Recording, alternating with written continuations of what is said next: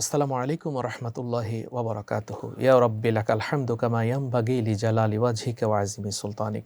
আসসালাতু ওয়াসসালামু আলাইকা ইয়া সাইয়্যিদি ইয়া রাসূলুল্লাহ। সম্মানিত দর্শক শ্রোতা, আপনাদের সকলকে আমন্ত্রণ জানাচ্ছি আপনাদের প্রিয় চ্যানেল বিজয় টিভির পর্দায়।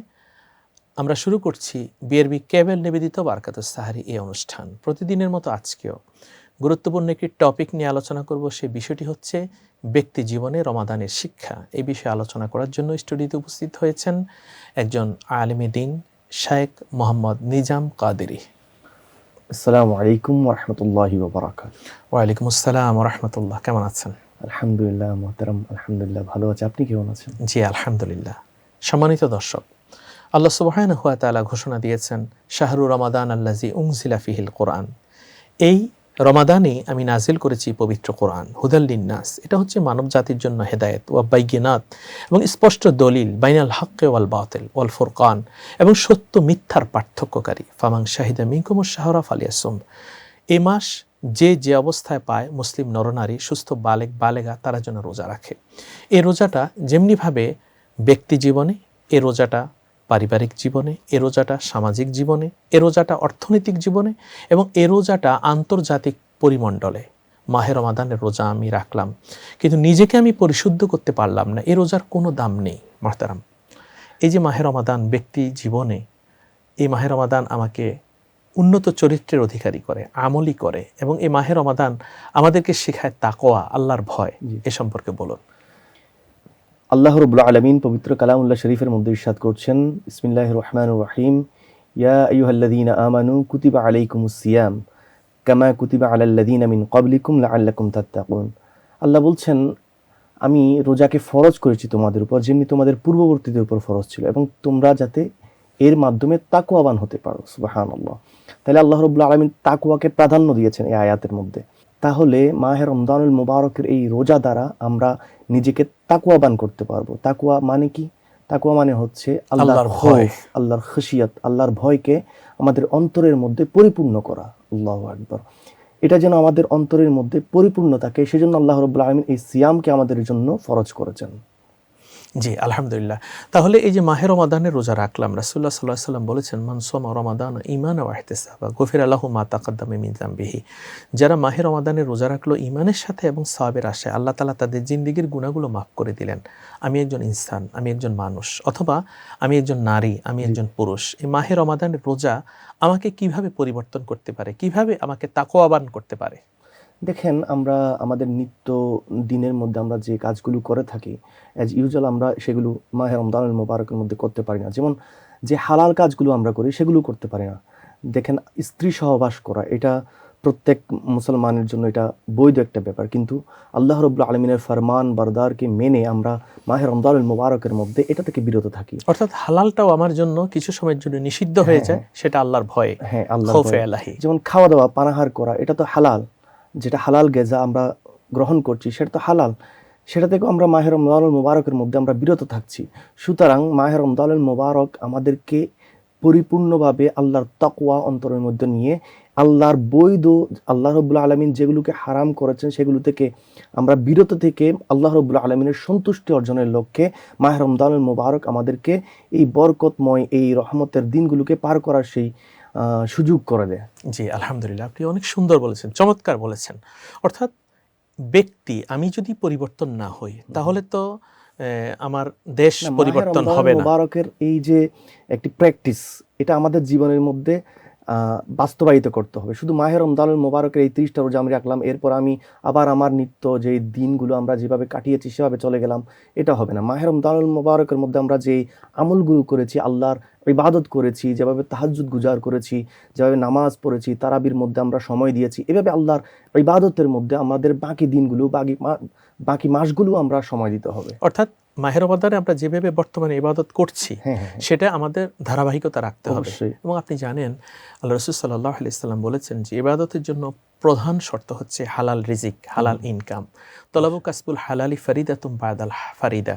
আজকে যারা হারামে ডুবে আছে, অথবা আজকে যারা কুসংস্কারে ডুবে আছে, অথবা আজকে যারা মানুষের প্রতি জুলুম করছে, এই রোজা তো তাদেরকে কখনো সঠিক পথে আনতে পারলো না। হালাল হালাল গেজা, হালাল রিজিক, এটা এমন একটা জিনিস, এটা আপনার যেমন জাহেরকে পবিত্র করবে, আপনার বাতেনকেও পবিত্র করবে। মনে করেন একজন মানুষ হারাম পন্থায় অর্জন করছে, সে মনে করছে আমি অনেক কিছু অর্জন করে ফেলেছি, কিন্তু সেই হারামের অর্থগুলো যখন তার পরিবারের মধ্যে ব্যয় হবে, তখন সেই হারামের অর্থ যখন তার ফ্যামিলির মধ্যে চলে গেছে, তার প্রত্যেকটা কাজের মধ্যে গোলযোগ সৃষ্টি হবে। আল্লাহ রাব্বুল আলামিন চাইবেন না তার কার্যকর্মগুলো সম্পাদন হোক। আল্লাহ রাব্বুল আলামিন এগুলোতে তাকে কোনো ধরনের কি বলেন প্রতিফল দিবে না। জি, কারণ কারণ তার ইনকামটাই হারাম। হ্যাঁ, কারণ তার ইনকামটার মধ্যে হারাম ঢুকে পড়েছে। এবং হাদিস শরীফে এসেছে লা তুকবালু সালাতুন বিগাইরি তুহুরিন ওয়ালা সাদাকাতুম মিন গুলুল। কেউ যদি হারাম ইনকাম দিয়ে দান সদকা করে, তার দান সদকা কবুল হবে না। যেমনি ভাবে কেউ যদি অজু গোসল তায়াম্মুম না করে নামাজ পড়ে, তার নামাজও কবুল হবে না।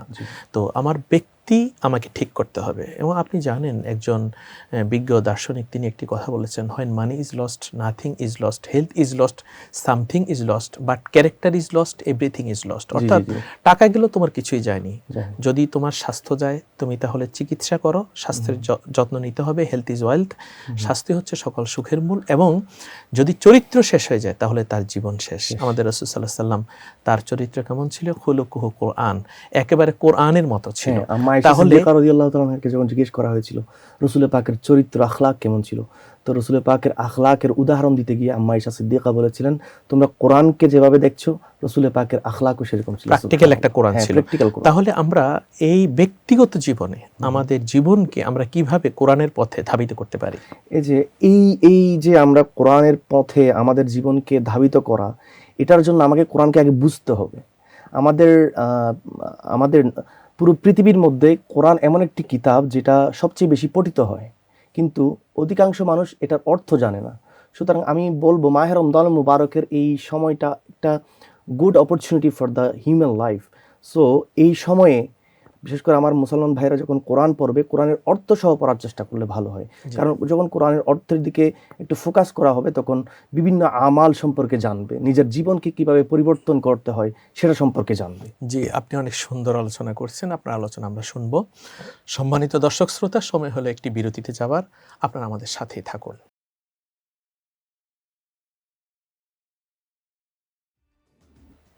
আলহামদুলিল্লাহ, বিরতির পর আমরা আবার ফিরে আসলাম আমাদের আজকের আয়োজনে। আপনারা দেখছেন বিআরবি কেবল নিবেদিত বারাকাতুস সাহরি। আমাদের মাঝে উপস্থিত রয়েছেন শাইখ মাওলানা নিজাম কাদেরী। আপনাকে আবারও স্বাগত জানাচ্ছি। ধন্যবাদ। জি, আলহামদুলিল্লাহ। একটা মানুষ সে যদি পরিপূর্ণ আল্লাহমুখী হয়, আল্লাহ রাসূল সাল্লাল্লাহু আলাইহি সাল্লামকে মান্য করে, তাহলে তো সে আল্লাহর ওলি হয়ে যাবে। আর আল্লাহর ওলি যারা, লা খাউফুন আলাইহিম ওয়া লা হুম ইয়াহজানুন, তাদের জন্য কোনো ভয় নাই, কোনো চিন্তা নাই।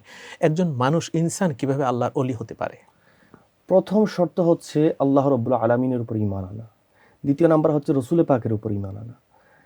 এখানে আল্লাহর হাবিব সাল্লাল্লাহু আলাইহি ওয়াসাল্লাম ইরশাদ করেছেন, এই হাদিস তো সবাই জানে যে রাসূল পাক ইরশাদ করেছেন, ওই ব্যক্তি পূর্ণাঙ্গ ঈমানদার তখন হতে পারবে না যতক্ষণ পর্যন্ত আমি রসুলকে মহব্বত করবে না। সুতরাং রসুল পাকের মহব্বত এটা ঈমানের পূর্ব শর্ত। আপনি রসুল পাককে মহব্বত করতে না পারলে আপনার মধ্যে ঈমানের নূর, ঈমানের যেই আলো সেটা প্রবেশ করবে না। সুতরাং আমরা আমাদের ঈমানের মধ্যে রসুল পাক সাল্লাল্লাহু আলাইহি ওয়াসাল্লামের ইশক কিভাবে বৃদ্ধি করা যায় সেই চিন্তা করতে হবে। যখন রসুল পাকের এই ইশক এবং আপনার আমল, তাকওয়া সব কিছু একত্র হবে, তখন আল্লাহ রাব্বুল আলামিনের ওলি হওয়া, এটা আল্লাহ রাব্বুল আলামিনের নজরের মধ্যে আপনি ওলি হয়ে যাবেন। এখানে একটি বিষয় মুহতারাম, আপনি দেখুন, যারা আল্লাহর ওলি তারা কিন্তু ফরজ যে আমল রয়েছে সে আমলের সাথে সাথে সুন্নাহ আমলগুলো পালন করেন, সাথে সাথে তারা নফল ইবাদত বন্দেগীতেও নিজেদেরকে আত্ম উৎসর্গ করেন। এই মাহে রমাদান একজন ব্যক্তিকে আল্লাহর ওলি করার জন্য উদ্বুদ্ধ করে, আল্লাহর বন্ধু হওয়ার জন্য উদ্বুদ্ধ করে। এবং মাহে রমাদানে গুরুত্বপূর্ণ একটি আমল হচ্ছে দান সদকা করা। আমরা কিভাবে দান সদকা করতে পারি ব্যক্তি জীবনে? আপনার দুয়ার থেকে কেউ যেন খালি হাতে না যায়। রাসূল পাক সাল্লাল্লাহু আলাইহি ওয়াসাল্লামের স্ত্রী আম্মা খাদিজাতুল কুবরা সালামুল্লাহ আলাইহা, তিনি রাসূল পাক সাল্লাল্লাহু আলাইহি ওয়াসাল্লামের উপর যখন ওহী এসেছিল, আল্লাহর হাবিব সাল্লাল্লাহু আলাইহি ওয়াসাল্লামকে তিনি 5টি গুণ দিয়ে আল্লাহর হাবিব সাল্লাল্লাহু আলাইহি ওয়াসাল্লামকে ডিফাইন করেছিলেন। তার মধ্যে একটি হচ্ছে, ইয়া রাসূলুল্লাহ, ইয়া হাবিবাল্লাহ, কোনো অভাবই আপনার দুয়ার থেকে খালি যায় না। আল্লাহু আকবার। সুতরাং এই আমলটি আল্লাহর হাবিব সাল্লাল্লাহু আলাইহি ওয়াসাল্লামের আখলাকের মধ্যে আমরা পাই। এবং আল্লাহ রাসূল সাল্লাল্লাহু আলাইহি ওয়াসাল্লাম অভাবগ্রস্ত, বিধবা, ইয়েতিম যারা, তাদের পক্ষে ছিলেন। অবশ্যই রাসূল পাক সাল্লাল্লাহু আলাইহি ওয়াসাল্লামের কাছ থেকে, আমার নবীর দুয়ার থেকে কেউ কখনো খালি হাতে যায়নি। এটা রাসূল পাকের একটা অনন্য চরিত্র। তেমনি আমাদেরকেও আমাদের লাইফের মধ্যে এই ফোকাস করতে হবে যে আমাদের দুয়ার থেকে কোনো অভাবী, কোনো ওয়াক্তের মুহতাজ যেন খালি না যায়। জি মোহতারাম, আপনি জানেন ব্যক্তি জীবনে আমি মাহে রমাদানকে ধারণ করি, কিন্তু আমার পরিবার যদি রোজা না রাখে তাহলে তো এই রোজার আমার কোনো লাভ নেই। আমার সন্তানরা যদি ইসলামের পথে না চলে তাহলে তো আমাদের সন্তানকে দিয়ে আমার কোনো উপকৃত হচ্ছে না। কিন্তু সন্তান তো আমি সদকায়ে জারিয়া বানাতে পারি, এবং তাদেরকে যদি সদকায়ে জারিয়া বানাতে হয় তাদেরকে কিভাবে আল্লাহর পথে আমি পরিচালিত করব। এই যে মাহে রমজানুল মুবারক, এটা একটা মুখ্য সময়। আপনি আপনার সন্তানকে, আপনার স্ত্রীকে কিভাবে আল্লাহর পথে আনবেন, কিভাবে দ্বীনের পথে আনবেন। মনে করেন মাহে রমজানুল মুবারকের এই মাসটি কোরআন নুজুলের মাস। রাসূল পাক সাল্লাল্লাহু আলাইহি ওয়াসাল্লাম এই মাসের মধ্যে বেশি বেশি কোরআনের চর্চা করতেন। জিবরিল আমিন আল্লাহর হাবিব সাল্লাল্লাহু আলাইহি ওয়াসাল্লামের কাছে আসতেন এবং রাসূল পাক সাল্লাল্লাহু আলাইহি ওয়াসাল্লাম জিবরিল আমিন আলাইহিস সালামকে পুরো কোরআন শোনাতেন। সুবহানাল্লাহ।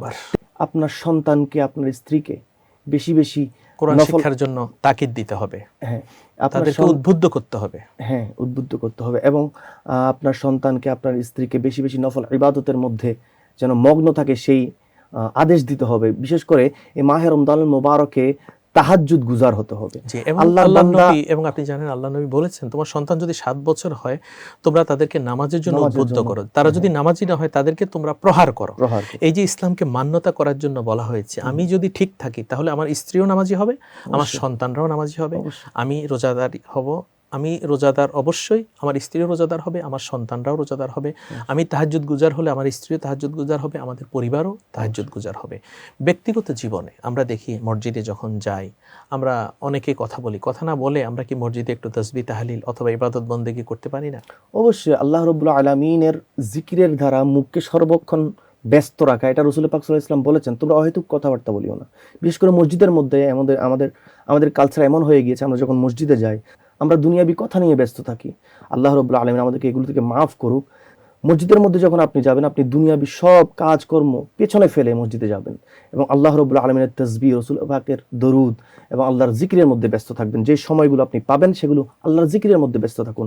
হয়তো কথাবার্তা না বলে আপনি আল্লাহর জিকিরের মধ্যে নিজকে মশগুল করুন। আপনি জানেন কোরআনুল কারীমে একটি আয়াত হযরত ইব্রাহিম আলাইহিস সালাতু ওয়াস সালামকে আল্লাহ বলেছেন, হযরত ইব্রাহিম আলাইহিস সালাম পড়েছেন, এবং আমাদের প্রিয় নবী হযরত মুহাম্মদ মুস্তাফা সাল্লাল্লাহু আলাইহি সাল্লাম তিনিও পড়েছেন, ইন্না সলাতি ওয়া নুসুকি ওয়া মাহইয়ায়া ওয়া মামাতি লিল্লাহি রাব্বিল আলামিন। নিশ্চয়ই আমার নামাজ, আমার কোরবানি, আমার জীবন, আমার মৃত্যু একমাত্র আল্লাহর জন্য। তাহলে আমি ব্যক্তি যদি আল্লাহর জন্য হয়ে যাই, মাল্লাহুল মাওলা ফালাহুল কুল, তার জন্য সারা পৃথিবী হয়ে যাবে। আপনি কি বলেন? হ্যাঁ, রাসূল পাক সাল্লাল্লাহু আলাইহি ওয়াসাল্লাম তো এইভাবে বলেছেন যে হ্যাঁ, আমরা আল্লাহর জন্য হয়ে যাব। বিশেষ করে এই মাহে রমজানুল মুবারকের এই মাস কোরআন নুজুলের মাস। আমি আগেও বলেছি এটা কোরআন নুজুলের মাস। আল্লাহ রাব্বুল আলামিন বলেছেন শাহরু রমাদানাল্লাযী উনজিলা ফীহিল কুরআন, আমি রমজান মুবারকের মধ্যে কোরআনকে নাজিল করেছি। তো আপনি যদি আল্লাহর সান্নিধ্যে যেতে চান, আল্লাহর কুরবতে যেতে চান, আল্লাহর নৈকট্য হাসিল করতে চান, বেশি বেশি কোরআনের তিলাওয়াত করুন। এটা হচ্ছে উত্তম পাথেয়। জি, উত্তম পাথেয়। জি, আল্লাহর হাবিব সাল্লাল্লাহু আলাইহি ওয়াসাল্লাম ইরশাদ করেছেন উত্তম নফল ইবাদত হচ্ছে কোরআনের তিলাওয়াত করা। এবং রাসূল পাক সাল্লাল্লাহু আলাইহি ওয়াসাল্লাম এই তিলাওয়াতে কোরআনের অনেক ফজিলত বর্ণনা করেছেন। আল্লাহর হাবিব সাল্লাল্লাহু আলাইহি ওয়াসাল্লাম বলেছেন কোরআনের একটি হরফ তিলাওয়াত করলে 10টি নেকি। সুবহানাল্লাহ। আমার নবী বলছেন আলিফ লাম মিম একটি হরফ নয়, আমি এটা বলছি না, আলিফ লাম মিম একটি হরফ। রাসূল পাক বললেন আলিফ একটি হরফ, লাম একটি হরফ, মিম একটি হরফ। সুতরাং 3টি হরফের উচ্চারণ তুমি করেছো, তোমার আমলনামার মধ্যে 30টি সওয়াব লেখা হয়েছে। সুবহানাল্লাহ। তাফসীরে এটাও এসেছে, আলিফ লিখতে 3টা হরফ, আলিফ লাম ফা, লাম লিখতে 3টা হরফ, লাম আলিফ মিম, মিম লিখতে 3টা হরফ, মিম ইয়া মিম। তাহলে কেউ যদি আলিফ লাম মিম পড়ে, আমরা স্বাভাবিকভাবে দেখছি 30টি নেকি, কিন্তু না, আল্লাহ তাআলা তাকে 90টি নেকি দান করবেন। তাহলে ব্যক্তিগতভাবে এই মাহে রমাদানে কোরআন প্রশিক্ষণ, কোরআন তেলাওয়াত, কোরআনকে ছড়িয়ে দেওয়ার জন্য আমি আত্মনিয়োগ করব। আমি নিজে মাহে রমাদানে সিয়াম পালন করব, আমার পরিবার সবাইকে নিয়ে আমি সিয়াম পালনের সকল বিধিবিধান মানব, আমি তাহাজ্জুদ পড়ব, আমি তারাবির নামাজ পড়ব এবং সবাইকে উদ্বুদ্ধ করব। এই যে আমরা 20 রাকাত তারাবির নামাজ মসজিদে পড়ছি, কত সুন্দর লাগছে। 20 রাকাত তারাবিতে আমরা সবাই মিলে আল্লাহর কাছে দোয়া করছি, ফরিয়াদ করছি। সাহাবায়ে কেরাম থেকে 20 রাকাত তারাবি চলে আসছে, এ সম্পর্কে বলুন। রাসূল পাক সাল্লাল্লাহু আলাইহি ওয়াসাল্লামের জামানা থেকে একেবারে এখন পর্যন্ত আপনি সেটা আসলে আমাদের দেশের মধ্যে কিছু কনভারসেশন হয়ে থাকে। আপনি হারামাইন শরীফের দিকে যদি আপনি তাকান, ওখানে 2টি হারামের মধ্যে 20 রাকাত তারাবি হচ্ছে। এটা নিয়ে আমরা এত গোলযোগ সৃষ্টি করার কোনো কারণ নেই। আমরা 20 রাকাত তারাবির নামাজ পড়ব, এটাই আমাদের মুখ্য, এটাই আমাদের কাজ, এটাই আমাদের করণীয় এবং কর্তব্য। এটাই আমাদের করণীয় এবং কর্তব্য। রাসূল পাক সাল্লাল্লাহু আলাইহি ওয়াসাল্লামের যুগ থেকে একেবারে এই পর্যন্ত 20 রাকাত তারাবি হয়ে আসছে। জি, আলহামদুলিল্লাহ, আপনি অনেক সুন্দর বলেছেন। তাহলে আমি নিজেকে যদি আল্লাহর পথে রুজু করতে চাই এবং আমি যদি এই মাহে রমাদানটাকে আমার ব্যক্তিগত জীবনে পরিপূর্ণভাবে কাজে লাগাতে চাই, সে সুযোগ পেতে গেলে আমাকে প্রতিদিন তাহাজ্জুদ নামাজ পড়ার জন্য চেষ্টা করতে হবে। তাহাজ্জুদের নামাজ আমরা কিভাবে পড়ব? অনেকে মনে করে থাকে যে তাহাজ্জুদের নামাজ অনেক কঠিন। এটা অ্যাজ ইউজুয়াল আপনি যেভাবে নামাজ পড়েন সেভাবেই পড়তে পারবেন। অথবা আপনি সূরা ফাতিহা পড়লেন, সূরা ফাতিহার পরে যেকোনো একটা সূরা পড়লেন এবং পরবর্তী রাকাতের মধ্যে আপনি সূরা ইখলাস ৩ বার পড়তে পারেন। জি, অর্থাৎ যেকোনোভাবেই নামাজ পড়া যেকোনোভাবে যায়। নামাজ পড়ে। সেখানে ২ রাকাতে সালাম ফিরাবে, ৪ জি। রাকাতে মুনাজাত করবে। অ্যাজ ইউজুয়াল আপনি যেভাবে নামাজ এভাবে পড়েন। হ্যাঁ, ৮ রাকাত নামাজ সে পড়বে। হ্যাঁ, হ্যাঁ, পড়বেন। অর্থাৎ আমি যদি আল্লাহর পথে রুজু হয়ে যাই, আমি যদি আল্লাহর দিকে ঘুরে যাই, তাহলে সবকিছু আমার হয়ে যাবে। ইন্নী ওয়াজ্জাহতু ওয়াজহিয়া লিল্লাযী ফাতারাস সামাওয়াতি ওয়াল আরদা হানিফা ওয়া মা আনা মিনাল মুশরিকিন, যে দোয়া করেছেন হযরত ইব্রাহিম খলিলুল্লাহ আলাইহিস সালাতু ওয়াস সালাম। আমি যেন আল্লাহর পথেই থাকতে পারি এবং আমার প্রত্যেকটা কদম, আমার প্রত্যেকটা কথা, আমার প্রত্যেকটা বলা সবকিছু যেন আল্লাহর জন্যই হয়। অর্থাৎ আমার জিন্দেগিটা আল্লাহর বন্দিগি বানাতে হবে। কি বলেন? হ্যাঁ, অবশ্যই। এজন্য মাহে রমজানুল মুবারক একটি গুড প্র্যাকটিস। যেমন মনে করেন মাহে রমজানুল মুবারকের আখেরি ১০ দিনের মধ্যে ইতিকাফের ব্যবস্থা রয়েছে। এই ইতিকাফে যখন একজন মানুষ প্রবেশ করবে তখন সে দুনিয়া থেকে দূরে চলে যাচ্ছে। সে আল্লাহ রাব্বুল আলামিনের তাকওয়াকে নিজের অন্তরের মধ্যে ধারণ আল্লাহর করছে। কাছাকাছি হয়ে যাচ্ছে। আল্লাহর কাছাকাছি হয়ে যাচ্ছে। দুনিয়াবি সকল কাজ কর্ম সবকিছু ত্যাগ করে তিনি আল্লাহর দিকে ফিরে আসতেছেন। ঠিক তেমনি আমরা যদি মাহে রমজান ব্যতীত অন্য মাসগুলোকে এভাবে কাটানোর চেষ্টা করি, আল্লাহ রাব্বুল আলামিন আমাদের উপর দয়া করবেন, করুণাও করবেন। আপনি অনেক সুন্দর আলোচনা করেছেন। বিজয় টিভির পক্ষ থেকে আপনাকে অনেক অনেক মোবারকবাদ। এখানে আমি আরেকটি কথা আপনাকে বলতে চাচ্ছি, সেটা হচ্ছে রাসূল পাক সাল্লাল্লাহু আলাইহি ওয়াসাল্লামের একটি হাদিস। সেটা হচ্ছে আল্লাহ হাবিব সাল্লাল্লাহু আলাইহি ওয়াসাল্লাম ইরশাদ করেছেন, ইজা দাখালা রমাদান ফুতিহাত আবওয়াবুস সামা। রাসূল পাক সাল্লাল্লাহু আলাইহি ওয়াসাল্লাম বলছেন, যখন রমজানুল মুবারক প্রবেশ করে তখন আসমানের দরজাকে খুলে দেওয়া হয়, অর্থাৎ জান্নাতের দরজাকে খুলে দেওয়া হয়, 8খানা জান্নাতের দরজাকে খুলে দেওয়া হয়। অর্থাৎ আমরা ব্যক্তিগত জীবনে আমল করে আমরা যেন জান্নাতি হতে পারি, সেটাই আমাদের মূল লক্ষ্য। এটাই মাহে রমজানুল মুবারক উত্তম সুযোগ। জি, মাহে রমজানুল মুবারকের এই মাস উত্তম ব্যবস্থা আমাদের জন্য, যেন আল্লাহকে আমরা পেতে পারি।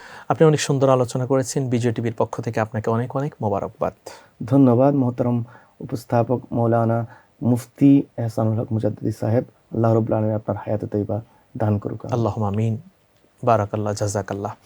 সম্মানিত দর্শক শ্রোতা, আসলেই ব্যক্তিগত জীবনে আমি কতটুকু সিয়াম পালন করলাম সেটা কিন্তু একটি প্রশ্ন।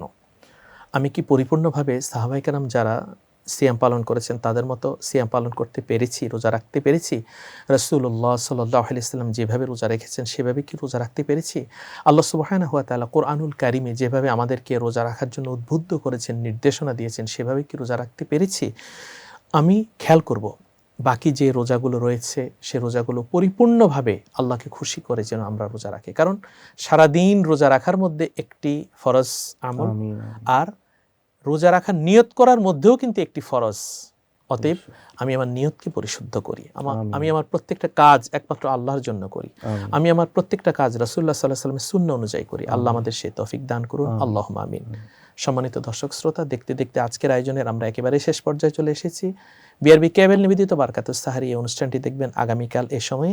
সকলে সুস্থ সুন্দর থাকুন। আল্লাহ হাফেজ। আসসালামু আলাইকুম ওয়া রাহমাতুল্লাহি ওয়া বারাকাতুহু।